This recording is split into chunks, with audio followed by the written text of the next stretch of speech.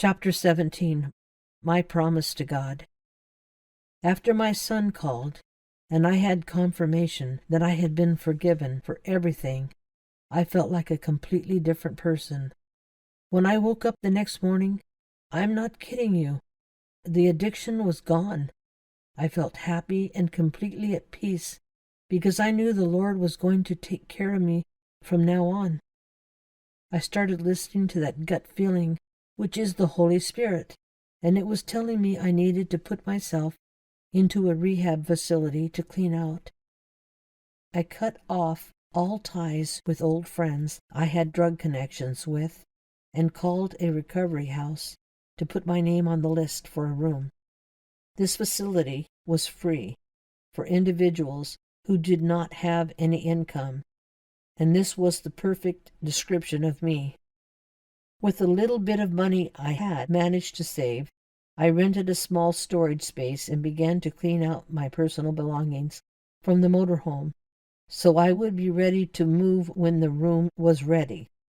I had also purchased an older used Honda and was not sure where I was going to store it while I was in the program, because no vehicles were allowed there. Finally, one Saturday morning, around 10, the recovery house called. They said, "We have an available room, but you need to be here by 1:30 to claim it." This was such short notice, so I called my son, Evan, to help me. We contacted my ex-husband, and he agreed to take the motorhome and park it on his property. My son drove it over to his property, so that was one obstacle out of the way. But now I had to find a place to park my Honda. Evan followed me in his car to the storage facility to see if they had any space available, but there weren't any.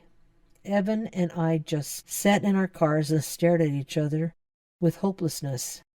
We did not know what else to do. I could not take my car to the rehab facility because they would not allow it.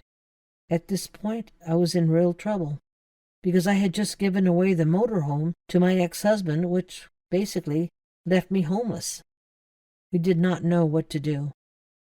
We heard a woman's voice coming from inside the storage office, yelling, "Hey, a space for your car just opened up, and you can have it."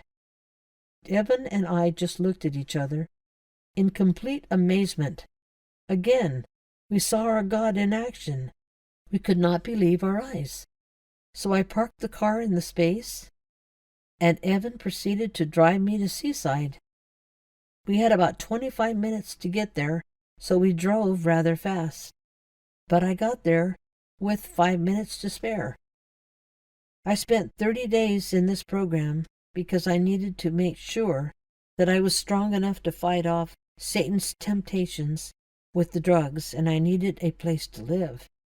But I think the most important reason that the Lord had sent me there was to share my testimony on how God had answered my prayers and to encourage others.